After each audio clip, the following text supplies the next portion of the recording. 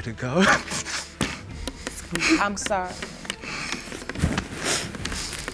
I hope you will find comfort in knowing that you did the right thing. When I want to move on with my life, those are not your kids. When I want to be up under you, those are your kids. You love them and you love me and you stay with us and everything.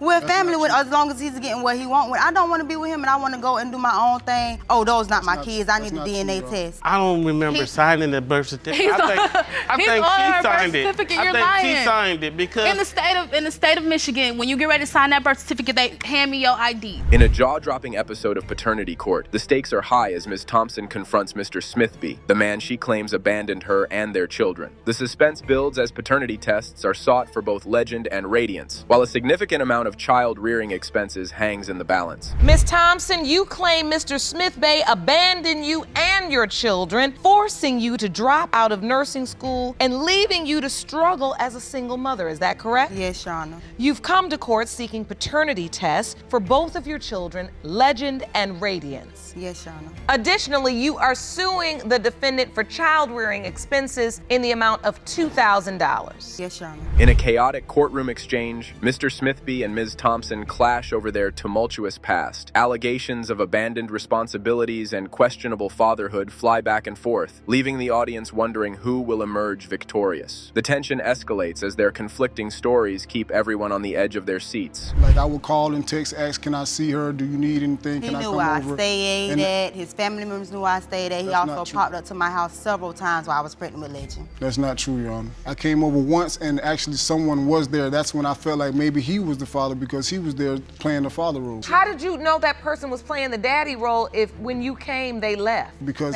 I mean, the way when I came, he left like... In a heated exchange, Ms. Thompson and Mr. Smithby confront their troubled relationship and failed attempts at co-parenting. Accusations of infidelity and broken promises add fuel to the fiery confrontation. Their emotional battle over the fate of their child grips the audience, leaving everyone wondering if they can find common ground. The whole time and I asked him, did he want a DNA test? Did she ask you about having a DNA test at the hospital? No, she did. Yes, I did. And from that moment, once Legend came home, is he in his life, Ms. Thompson? Not for the past couple of months. They haven't seen him. And it's not my fault. I haven't seen him. She told me to stop coming around. So if you don't want me to come to your house, I'm not going to come there. You told him to stop coming around? Because I don't want to be with him because he don't want to be faithful to me. I don't want to be with him. In a dramatic turn of events, Mr. Smithby presents compelling evidence to prove that he is not the biological father of Legend. A visual exhibit showcasing shoulder measurements stirs excitement and disbelief among the audience. Ms. Thompson counters the claim, adding to the tension as the truth remains uncertain.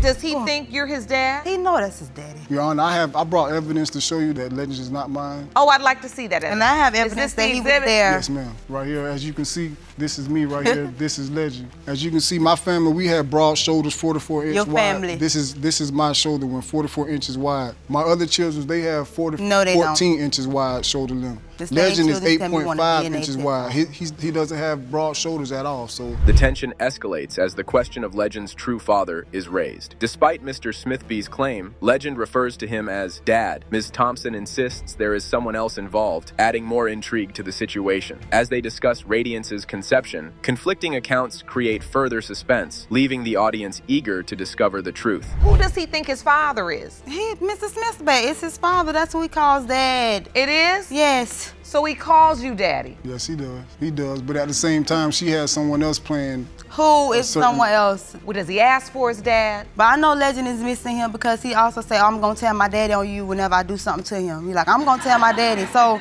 I know that. In a heart-wrenching moment, Ms. Thompson passionately points out the striking physical similarities between Mr. Smithby and their daughter, Radiance. The tension builds as they examine the evidence, with emotions running high. As they scrutinize Radiance's features, the audience is left in suspense, waiting to see how this revelation will impact the paternity case. Is she on your exhibit She too? got your ears, she has your eyes, she has your nose, she has all that. Everything of you she has.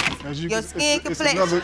It's another cartoon picture. But look, hers is 7.8 inches wide. Her shoulders look broader not than Legend's broad at shoulders, all. so I she don't doesn't have understand. broad shoulders at all. So that's why I feel like she's Broad, not broad, not broad. Yes. In a dramatic courtroom revelation, the truth unfolds as Mr. Smithbay is confirmed as the father of both Legend and Radiance. The tension reaches its peak as the results are announced, leaving the audience on the edge of their seats. Ms. Thompson's emotional relief and realization add to the intense atmosphere, creating an unforgettable moment on paternity court. Mr. Smithbay, you are his father. Mr. Smithbay, you are the father. I told you I saw the ears. That's all I gotta say. No, really. These are your children. And I can see, Ms. Thompson, that what do you feel, relieved or vindicated? To be honest, just that I was falling for the wrong person. In a riveting episode of Paternity Court, the explosive case of Coleman versus Coleman unfolds before a captivated audience. With a 7-year marriage on the line, Mr. Coleman accuses his wife of cheating and carrying another man's child. Meanwhile, Ms. Coleman fervently defends her fidelity and hopes for reconciliation. Tensions soar as the truth awaits its dramatic reveal. Mr. Coleman, you say your 7-year marriage is on the rocks because you claim to have proof your wife cheated and is pregnant by another man. Is that correct? Yes, Your Honor. You say you will ask for a divorce when the results prove your case. Yes, ma'am. Ms. Coleman, you say you know your husband is your unborn child's father and hope your husband will learn to let your past be your past. In a powerful and emotional moment on Paternity Court, Ms. Coleman bravely shares her past struggle with addiction and low self-esteem. Despite feeling unworthy, she found comfort in Mr. Coleman's affirmations and stayed by his side. The audience is drawn into this heartfelt revelation, waiting anxiously to see how it unfolds in this gripping case. You kept her in a safe place Yes. so she could be clean. Yes. Is that how it happened? Yes, Your Honor. When I first met him, I was 3 months pregnant, and we were in addiction. Now, being that I didn't want to feel anything and I didn't deem myself worthy of anything, the things that he was saying to me like brought the connection. You know, like he would tell me, you don't have to do what you're doing. You know what I'm saying? And I stayed around for that. Mr. Coleman opens up about discovering Ms. Coleman's pregnancy and an STD at the same time. The audience is left in suspense, wondering how this revelation will impact the paternity case. Ms. Coleman admits to her past mistakes and infidelity, adding to the intensity of the moment. The tension rises as the truth unfolds in this gripping episode. At some point, you realize you're pregnant and it's within the marriage, but there's questions as to the paternity. Yes. What's going on then? And the STD, you know what I'm saying? That's a real big thing. That was a head knocker. Right? Hold on. I want to understand that. So wait a minute. You find out Ms. Coleman is pregnant, your wife. The STD at the same time. And when you find that out, you also find out she contracted an STD. Yes. In a chaotic twist, doubts about paternity have pushed Mr. and Ms. Coleman's marriage to the brink. Addiction, a serious issue they both faced, adds another layer of complexity. Seeking clarity, the court brings in an expert, Dr. Drew Pinsky, renowned for his experience in this area. The audience eagerly awaits his input, anticipating a pivotal moment in the case. You have dealt with something very serious, which is addiction. And it's not a game. You're right. We know addiction affects not only the parties, but also their families and their children. Yes. Because of that, I wanted to call upon an expert that has a lot of experience in this particular subject area. And I'd like to get his input before we proceed. Joining us in court today is Dr. Drew Pinsky. Hi, Dr. Drew, can you hear me?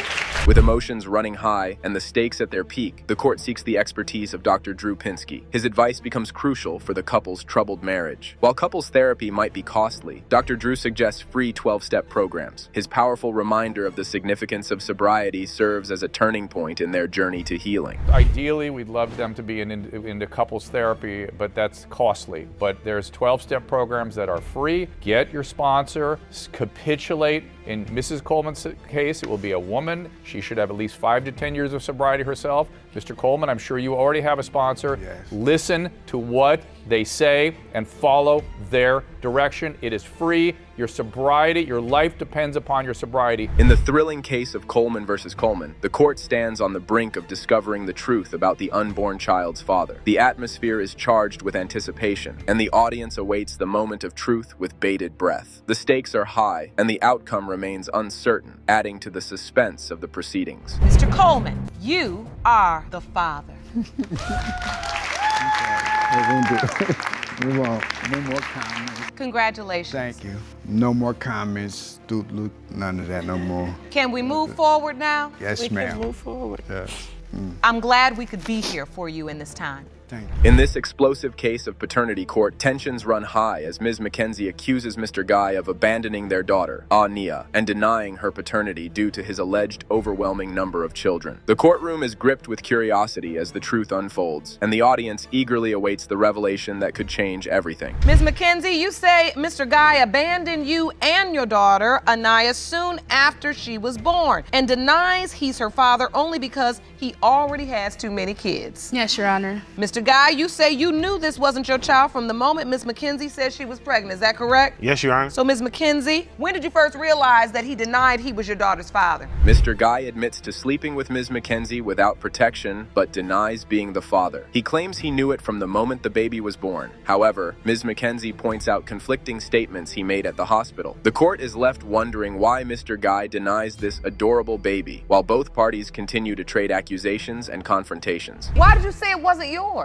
Were you sleeping with her? I was sleeping Were with you her. using protection? No, Your Honor. So how do you think you're excluded from possibility? Like when the baby was born, I was at the hospital and looked at the baby. I said, this ain't my baby. When we was at the hospital, he said my baby looked like his mom and his grandma. That's what he said. Did you say that at the hospital, Mr. Guy? I don't recall saying that. So why are you denying this beautiful baby? The courtroom is on edge as Mr. Guy shares his doubts, revealing mysterious encounters with a man at their apartment while he was off work early. He confronts Ms. McKenzie about it, but she denies anyone being there. However, weeks later, the same man is spotted on their couch, deepening the mystery. One time I was getting off of work. They let me off work at maybe like 6 a.m. and I usually get off at 7. So I pulls up to the house and I looked at my phone, then looked back up and there was a dude standing right there. I'm like, where did he come from?